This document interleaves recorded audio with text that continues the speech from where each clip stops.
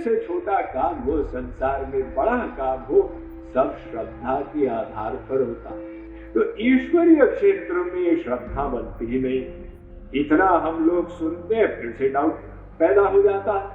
जगत गुरु शंकराचार्य ने कहा था, गुरु वेदांत वाक्येषु दृढ़ो विश्वास श्रद्धा। और चैतन्य महाप्रभु ने कहा था, श्रद्धा शब्दे कहे विश्वास दृढ़ निश्चय। तो देखिए, वो विश्वास तब उत्पन्न होगा जब भगवान की तीव्र भूख होगी।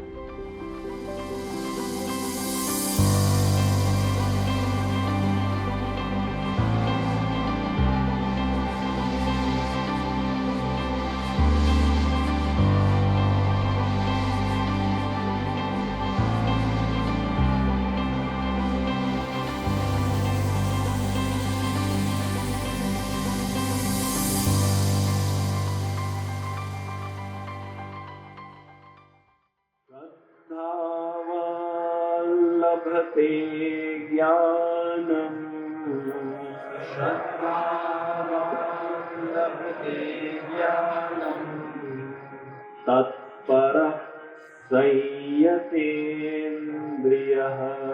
तत्परः संयतेन्द्रियः, ज्ञानं लब्ध्वा परां शान्तिम्, ज्ञानं लब्ध्वा परां शान्तिम्, अचिरेणाधिगच्छति, अचिरेणाधिगच्छति। अगला वाला, अज्ञश्चाश्रद्धधानश्च, अज्ञश्चाश्रद्धधानश्च, संशयात्मा विनश्यति, संशयात्मा विनश्यति।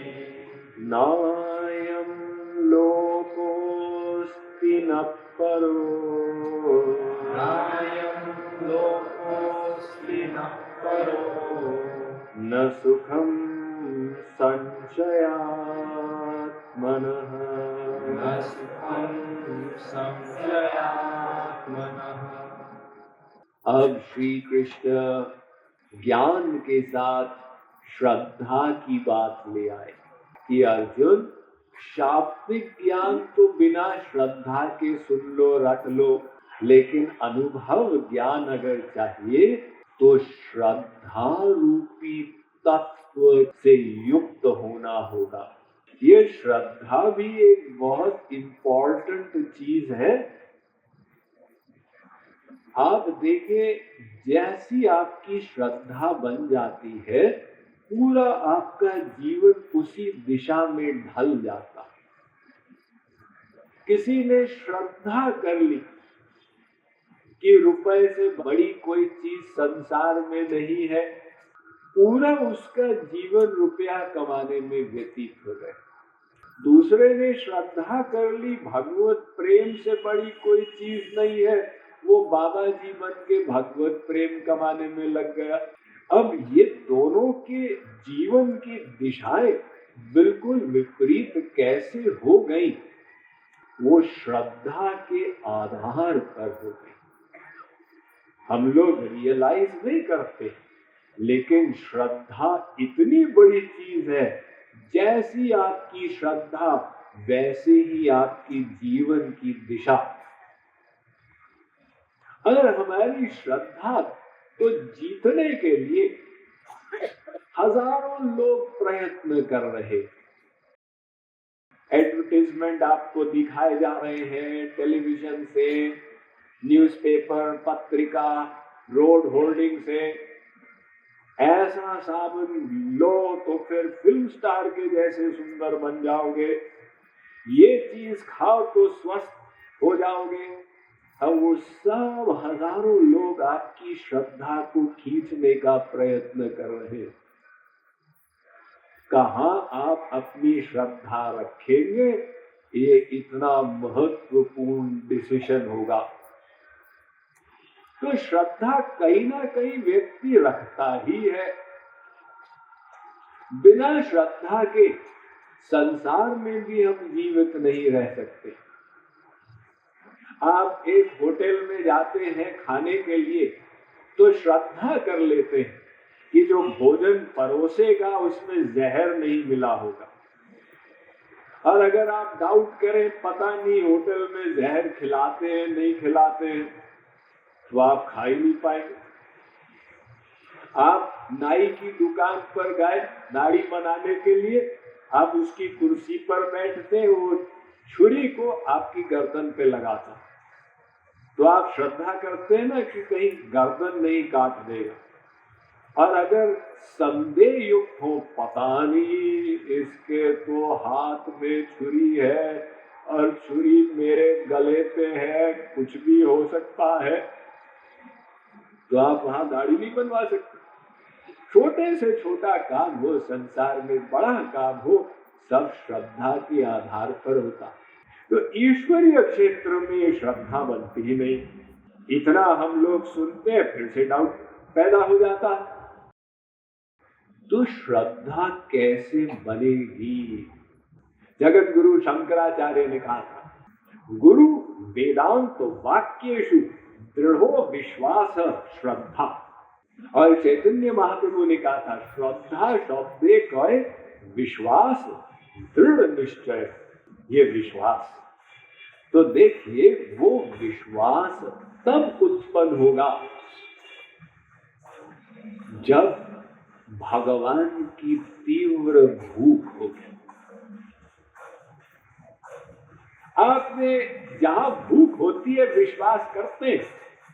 किसी ने कहा, देखो वहां एक बाबा जी बैठे हैं, चलो उनके दर्शन करने चले। अरे बाबा लोग सिर खाते रहते, हमको नहीं जाना, और उसका बेटा बीमार है।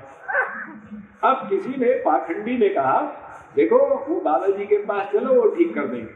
अच्छा, अब गाड़ी में बैठ के जा रहा बाबा जी के दर्शन करने। आवश्यकता पड़ी, श्रद्धा पैदा हो गई। तो अगर हमारा निश्चय ये होगा संसार में सुख है,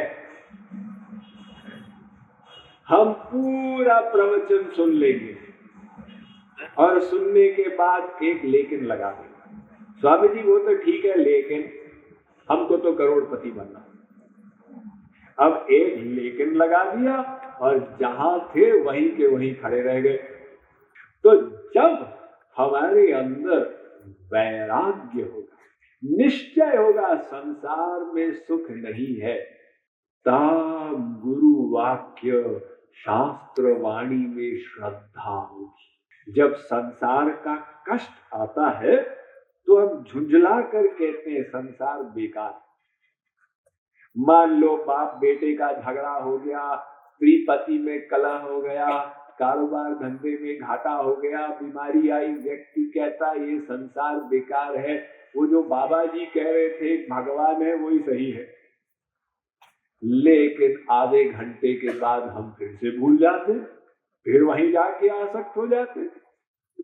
तो जब वो वैराग्य निश्चय होगा बुद्धि का, संसार मेरा नहीं है, तब वो श्रद्धा वाली बात आएगी। तब गुरु के वाक्य के अनुसार हम साधना करेंगे और वो गुरु हमारा कल्याण कर पाएंगे। अंतिम 42वें श्लोक पर तस्माद् अज्ञान संभूतम्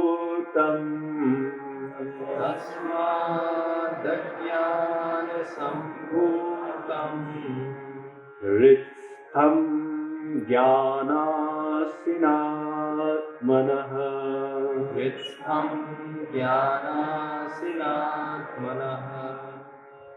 चित्वेनं संशयं योगम्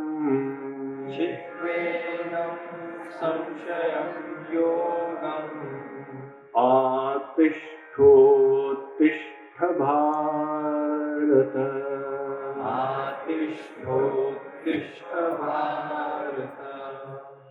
हम श्री कृष्ण कहते हैं अंत में, ये सब ज्ञान देने के बाद कि अर्जुन, अब मैंने जो ज्ञान दिया है वो ज्ञान रूपी तलवार के द्वारा तू अपने अज्ञान को नष्ट कर और उठकर युद्ध कर। अर्थात श्री कृष्ण सर्वश्रेष्ठ शिक्षक, वे ज्ञान के साथ साथ अब क्रिया करने का उपदेश दे रहे हैं।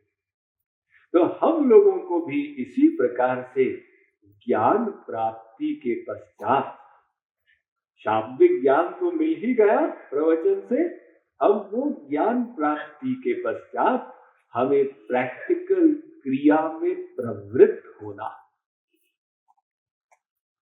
तो ये प्रैक्टिकल क्रिया श्री कृष्ण ने अर्जुन से जो कही, तो हमको भी इसी प्रकार से अपने जीवन में कर्मयोगी बनना।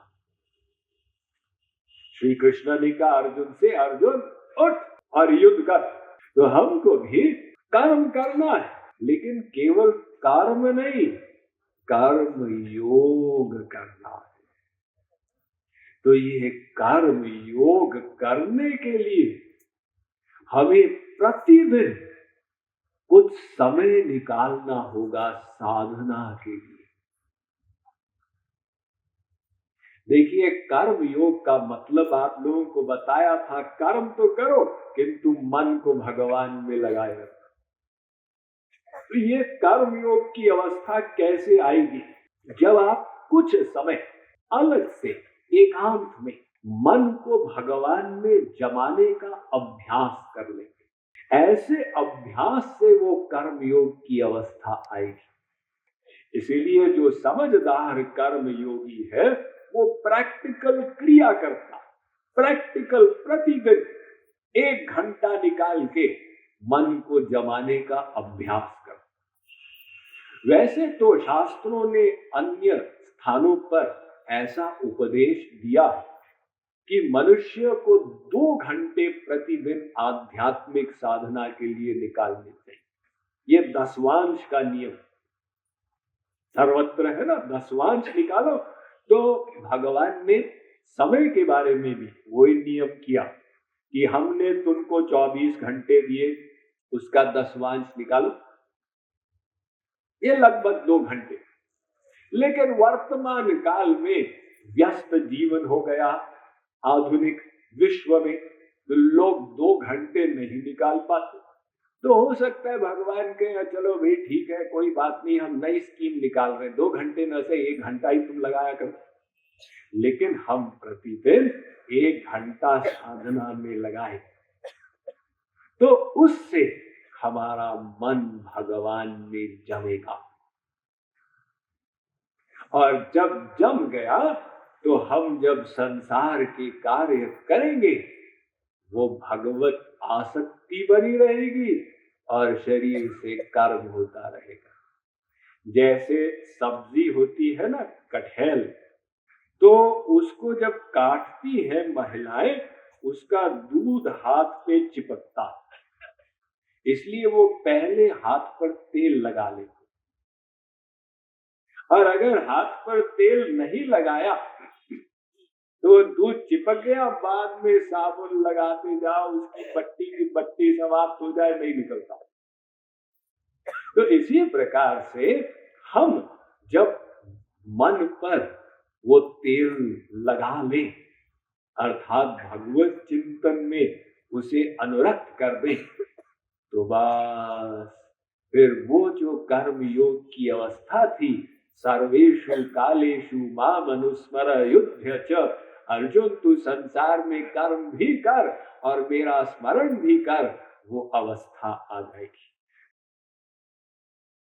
Mind management, life transformation, power of thoughts आदि प्रेरणादायक एवं आध्यात्मिक वीडियोस के लिए सब्सक्राइब करें स्वामी मुकुंदानंद हिंदी यूट्यूब चैनल को और बेल आइकन को अवश्य दबाएं ताकि आपको ये वीडियोस मिले सबसे पहले।